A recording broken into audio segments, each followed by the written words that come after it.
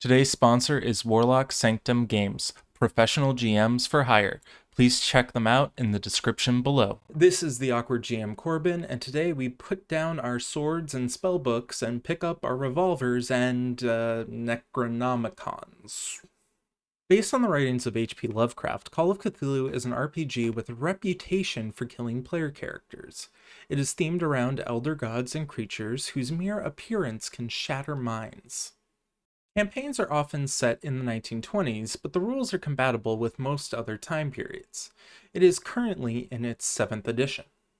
Lovecraft and other pulp writers of that era created what is often called the Cthulhu Mythos, which is a collection of stories that are done in the cosmic horror subgenre that have a loose mythology between them. A repeating trope is the idea of the Great Old Ones, gods that existed before Earth was created that have come from outside our universe or outside our dimension. Often these Great Old Ones are depicted as having such alien intelligence that humanity sees them more or less like beasts, even though they are insanely intelligent. These Great Old Ones often don't even recognize that humans exist. They look to humans as humans look to ants. Luckily for humanity, these elder gods are usually in eternal slumber, except their dreams sometimes seep into the dreams of mortals, turning them into cultists. These cults eventually try to awaken these slumbering gods, or gain more power from them. Most of the monsters in the Cthulhu mythos have crustacean or tentacle-like features. This is most likely because H.P. Lovecraft came from New England, which has a huge fishing industry, especially near Boston. I'd also quickly like to mention the Dreamlands, which is this shared universe that people go to when they dream. I'm not going to talk much more about it because it's something I'm not as familiar with. But if you want to find out more, you can check out the supplemental materials that cover the Dreamlands for Call of Cthulhu. You don't need to know anything about the Cthulhu mythos in order to run Call of Cthulhu. In fact, you could just touch on the core themes of H.P. Lovecraft's writing. First things first, H.P. Lovecraft really delved into the fear of the unknown. People didn't know what Cthulhu was. They didn't know what Migos were.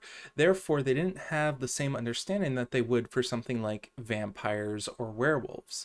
A vampire, you need to stake it in the heart. A werewolf, you need a silver bullet. But for Cthulhu, for Migos, what do you do to kill them? You don't know until you read the story. Secondly, humanity is insignificant, and the grand machinations of the universe are something that is completely alien and unknowable to a human mind. Thirdly, even though gods do exist, they are alien and are unable to understand what humanity thinks, and humanity is unable to understand what the gods think. Fourth, when humans figure out what the universe is actually doing, they go insane and lose their minds. That type of knowledge is corrosive to humanity. Lastly, power corrupts all things. A person who gets more supernatural powers is more likely to abuse them and look down upon humanity. This is a theme that comes up time and time again in a lot of H.P. Lovecraft's stories. In Dungeons and Dragons, learning new spells is actually seen as beneficial to the party. In Call of Cthulhu, learning spells could possibly spell doom for the rest of the group, as people's sanity begins to drop and they begin to become untethered from reality. Unlike Dungeons and Dragons, which uses a d20, Call of Cthulhu uses a d100, which in this case is rolling two 10-sided dice and combining the result together to get a result that is within 1 to 100. If you get 00 on both d10s, that is the equivalent of rolling a 100. One of these dies is the percentile die, and it represents the tens column in the number you roll. If you roll a 30 on the percentile die, that counts as a 30, and if on the d10 you roll a 9, then you add those numbers together and you get 39. The toughest part to remember with the D100 system is that rolling double zeros means you rolled 100, and if you have a 0 on the percentile die and a normal number like 1 through 9 on the D10, it is just a normal single digit. So if you roll a 9, it's a 9. Unlike in D&D, the Game Master for Call of Cthulhu doesn't set a target number for players to beat in order to succeed a roll.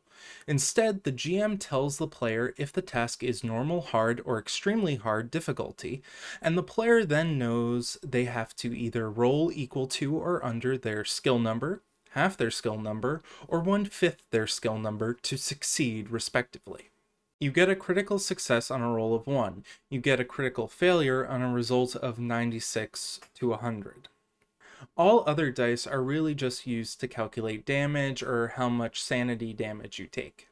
Sometimes you can get a bonus die or a penalty die, depending on circumstances within the game. And for a bonus die, you would roll an extra percentile die and take the lower percentile die for the result to get a better result. For the penalty die, however, it's the opposite. You roll an extra percentile die and you take the higher option, which is more likely to fail. One mechanic I want to emphasize is pushing the roll. If you fail a skill check, you can still retry the roll again, but if you fail the second time, you get a negative consequence from the storyteller, be it damage, loss of sanity, or some sort of narrative setback. Now, the rulebook does state that this narrative setback should be a fail forward mechanic, so it doesn't stop the story from flowing at a good pace. Unlike Dungeons & Dragons, Call of Cthulhu has 8 attributes you need to be mindful of at character creation. However, they're mostly used for determining derived traits that your characters are going to have. For instance, there's strength, which is how hard you punch, constitution, which is how sturdy you are, size, which is how big you are, dexterity, which is how agile you are, appearance, which is how attractive you are, intelligence, which is how smart you are, usually through street knowledge and learning while doing, not through formal education. Power, which is how magically powerful you are, but it also sets your starting sanity value. And education, which is how much academic knowledge you have. There are a few ways that the book says that you can make a character in Call of Cthulhu. However, if you're new to the game, I highly suggest using the quickfire method to create a character. I used it and I got my players up and running in about 30 minutes. As part of character creation, I am going to assume that your character is between the age of 20 and 39 because this has the fewest amount of rules added for age modifiers. So first things first, you're going to take the array of attributes above and you're going to allocate it to your different attributes as you see fit. You can then apply any age modifiers, and if you're at 20 to 39 years old for your character, you roll a d100 against your education. And if you get over that value, you can add an extra d10 to that value. Now determine your damage bonus and build. Add your strength and size together, then look at a chart on page 33 of the rulebook to find out your build and damage bonus. Between 85 and 124, you get no damage bonus and your build is 0. Damage bonus is basically extra damage you get for making a melee attack or a penalty if you're too weak. Now you choose or create an occupation. This gives you 8 skills that your character can allocate their skill ratings to. You also allocate one of the skill ratings from the array into your credit rating. Credit rating represents how much cash your character has on hand. After that, you can pick 4 non-occupational skills and set them to the value of 20. As you can see, your attributes and skills don't add together. They are separate from each other. For instance, if your GM asks you to roll firearms, you only roll against the firearms value. You don't add the firearms value to dexterity. You just have to worry about firearms, not dexterity as well. Lastly, determine your derived stats. Luck and sanity, in my opinion, are the most important, as luck is used to determine who is the target of bad luck in a scene, or as an optional rule, it can be spent to decrease a roll at a 1-to-1 rate. So if you rolled a 25 but needed a 20, you can spend 5 luck to get a success. Sanity is mental health points. As a character is exposed to the eldritch horrors or even the horrors that humans can inflict on humanity, players make a sanity roll to avoid it dropping. But for now, just know that every time you lose sanity, you're more likely to gain negative mental conditions such as phobias. When you are in a fight, Compare the attacker's build to that of the defender's. If the defender's build is more than 3 of the attacker's build, the attack automatically fails. There are penalty dice involved if the build difference is between 1 or 2, but any other situation the attack goes off as normal. The defender gets to react by either dodging, fighting back, or maneuvering. Depending on which one was chosen, the attack can either miss or the attacker can be hit by the defender instead. The attacker and defender then roll their skill for what they're trying to do. Whoever's successful roll has the highest difference from their skill number wins. On an extreme success, the max damage plus max damage bonus is applied if the weapon is blunt. If the weapon is an impaling weapon, you also get to roll for the weapon's damage as well. Note this is not the maximum for the weapon damage. Firearms are treated differently. The attacker rolls their firearm skill, and depending on the range they are from the defender, it affects how difficult the roll is. Additionally, there are circumstantial modifiers listed here. These either apply a bonus die or a penalty die as stated before in the dice section of the video. When a character is damaged, if the amount of damage they take is equal to or less than half of their character's maximum health, that is normal damage. Normal damage can cause a character to fall unconscious, but characters cannot normally die when they reach 0 hit points from normal damage. Characters recover it 1 hit point per day without any medical intervention. Major wounds, on the other hand, are caused when damage does more than half of your maximum health. In this case, you gain a major wound and could die from the attack. To heal a major wound, you need to roll a con roll every week your character is recovering. I'd like to state that in one of my previous games, I had a player character who took 3 weeks to heal up from being pushed out of a second-story window, so characters in Call of Cthulhu are very fragile. I've listed here some media that can help you get a better understanding of the Call of Cthulhu themes. For instance, Stranger Things, even though it helped promote Dungeons and Dragons into the public consciousness again, it really was a Call of Cthulhu story about investigating the horrors of science and the possibility of an entire different dimension. The Haunting of Hill House touches upon ghosts and spirits in a way that is more Cthulhu-esque as opposed to something like Dungeons and Dragons, which is a heroic fantasy. Curse of the Demon, which is a 1957 movie that I highly recommend. It definitely was written with Call of Cthulhu and H.P. Lovecraft's work in mind.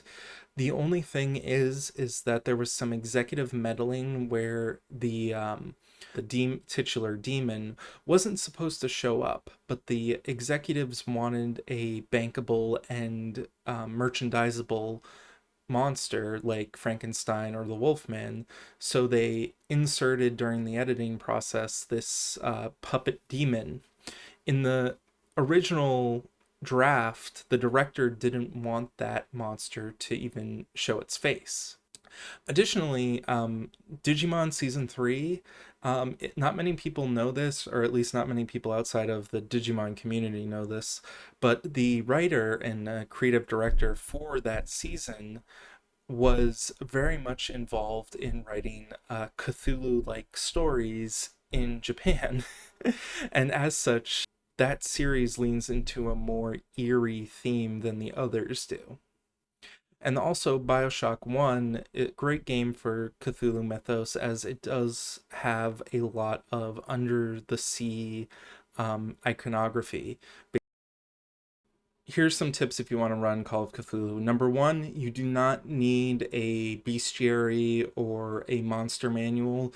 You don't have to worry about monster stats at all because all your players' skills have numbers that they need to hit on their character sheet. So if your player is attacking a monster, all you have to do is have them roll their firearm skill and see if they hit and do damage.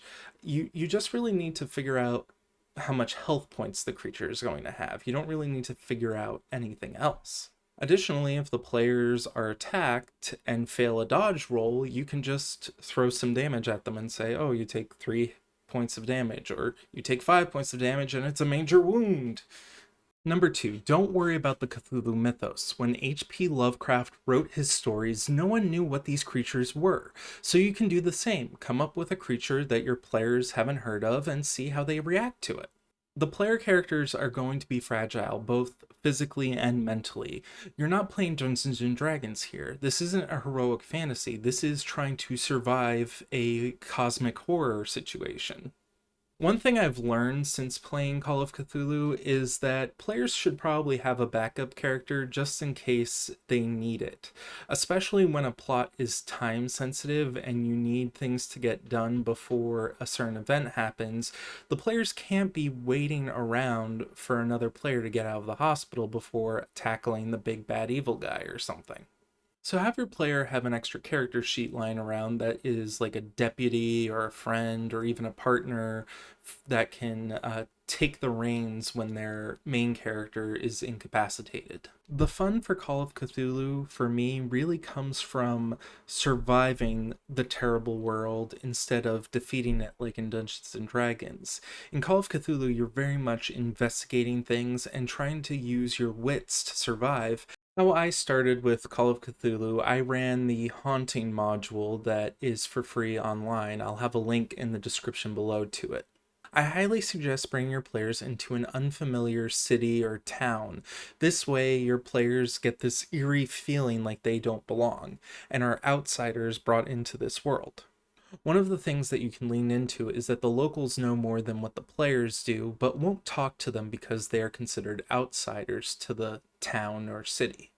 One of the things I like to do if I'm running Call of Cthulhu is that I don't like giving the monster a name or an identifiable weakness. So vampires and their weakness is sunlight, that's right out the door. I don't want my players to have that cultural touchstone to rely on in order to beat the game. I want them to do some research inside the game, look through some puzzles, be perceptive in what's going on in the game, and come up with their own solutions. Sometimes they might even come up with the solution without thinking it. For instance, my players, when they went up against a creature which I had called the Harbinger in some diary journals, they set it on fire, and that actually didn't kill them, but if they read through the journal more, they would find out that the creature actually dies when exposed to water. So when they set it on fire on a dock and it fell into the river, it wasn't the fire that killed it, it was the water. Note, I didn't tell my players any of this. I let them go through and have their own hypothesis and try and see if they were right. I like to run Call of Cthulhu in an anachronistic version of the 1920s, which is to say a 1920s that has the cultural norms of the modern day, but with the set dressing of the 1920s. I want my players to feel welcome to this setting, and not to worry about the bigotry of that era.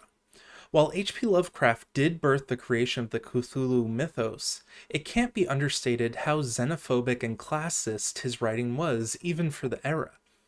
Most fans of Lovecraft's fiction admit that he was not an accepting man when it came to other cultures, and will be quick to point out that they like his eerie writing style and condemn him on his bigotry. If you want to check out Call of Cthulhu, I highly recommend the Critical Role actual play Shadow of the Crystal Palace that they did. It had a bunch of the cast from Critical Role as well as a few guest stars. If you like this video and you want to check out a steampunk RPG, I highly recommend checking this video out on Through the Breach.